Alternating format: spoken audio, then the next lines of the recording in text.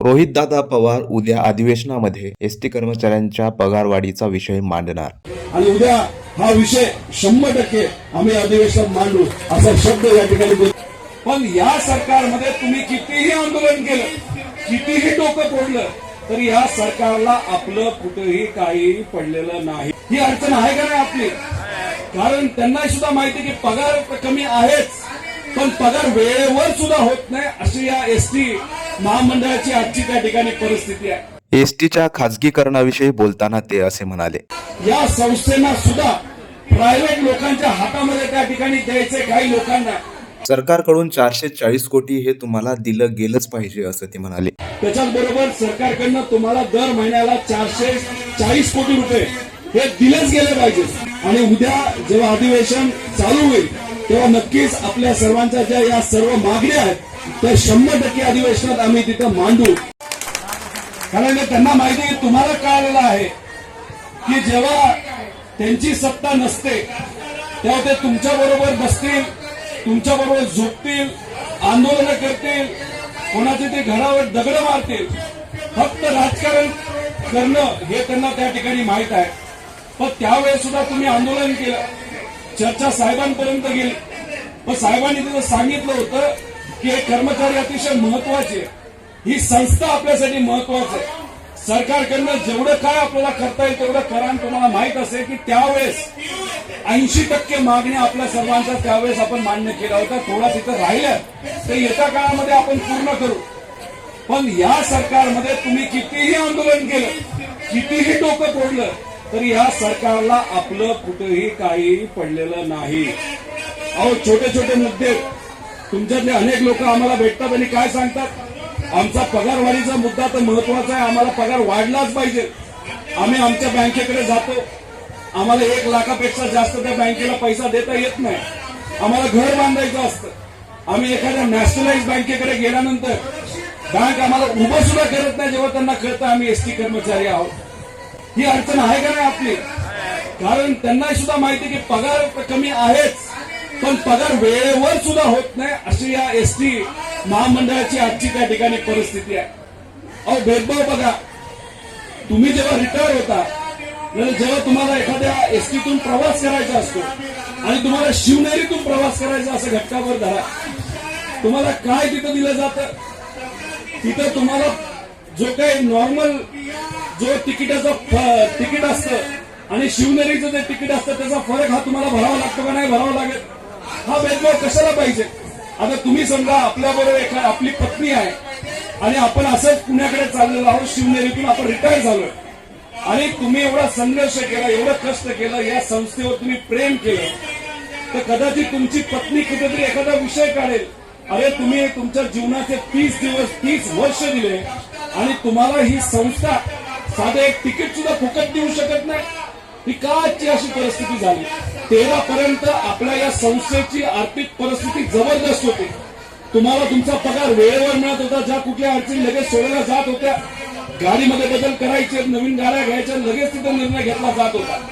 पण 13 पासून म्हणजे खास करून 14 पासून आतापर्यंत कदाचित आपल्या या संस्थेला काही राजकीय लोकांना प्रायव्हेटाईज करायचे, जसं मोदी साहेबांना मोठ्या मोठ्या कंपनीला प्रायव्हेट लोकांना द्यायच्या, तसं या संस्थेना सुद्धा प्रायव्हेट लोकांच्या हातामध्ये त्या ठिकाणी द्यायचे काही लोकांना. म्हणून आपली आर्थिक परिस्थिती 14 पासून आतापर्यंत मुद्दामून कदाचित अडचणीत आणण्याचा प्रयत्न त्या ठिकाणी काही लोकांनी केला.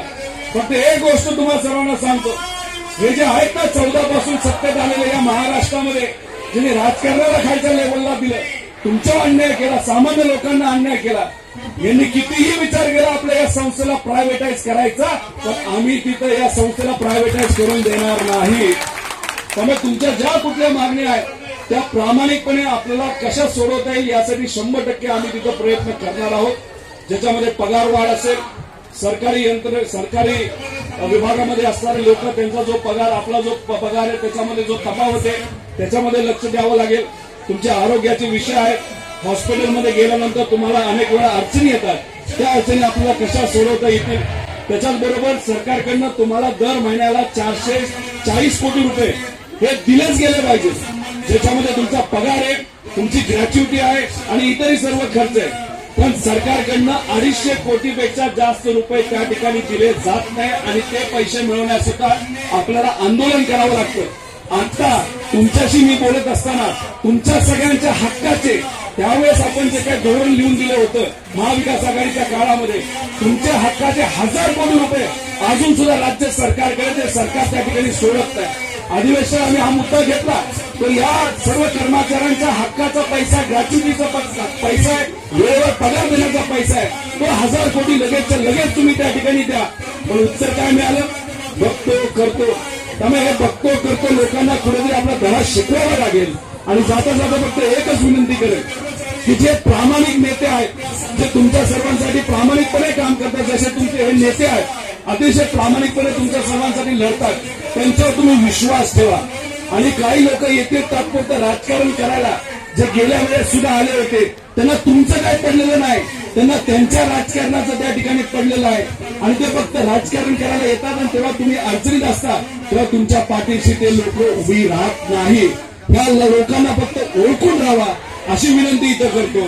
आणि उद्या जेव्हा अधिवेशन चालू होईल तेव्हा नक्कीच आपल्या सर्वांच्या ज्या या सर्व मागण्या आहेत त्या 100% अधिवेशनात आम्ही तिथं मांडू.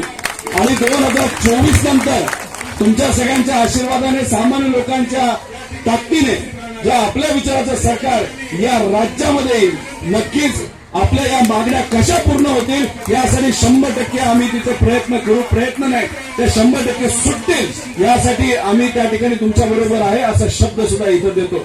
जाता जाता फक्त एकच आहे, पुढच्या 2-3 दिवसामध्ये आपली जी संस्था आहे या राज्य सरकारकडनं तुम्हाला ज्या बसेस दिल्या जाणार आहेत त्या बसेस मध्ये सुद्धा सत्तेतल्या काही लोकांनी भ्रष्टाचार केलेला आहे. तोही आकडा येत्या काही दिवसामध्ये मी त्या ठिकाणी सांगेल. त्यामुळे आपलं काय पडलं नाही यांना, त्यांना काय पडलंय तर फक्त पैसा खायचा आहे आणि पैसा आपल्याला कसा मिळेल, भ्रष्टाचार कसा करता येईल एवढंच त्या लोकांना त्या ठिकाणी पडलेलं आहे.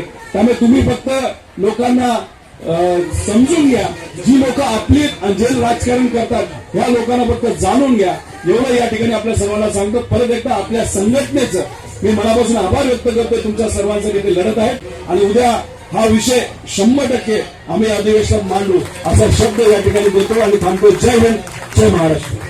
धन्यवाद. मंडळी, या व्हिडिओविषयी तुम्हाला काय वाटते कमेंट बॉक्समध्ये नक्की आम्हाला कळवा. एसटी कर्मचाऱ्यांना न्याय मिळावा म्हणून हे चॅनल काम करत आहे, त्यामुळे सर्व एसटी कर्मचाऱ्यांनी चॅनलला सबस्क्राईब करा. आणि उद्या जेव्हा अधिवेशन चालू होईल तेव्हा नक्कीच आपल्या सर्वांच्या ज्या या सर्व मागण्या आहेत त्या 100% अधिवेशनात आम्ही तिथं मांडू.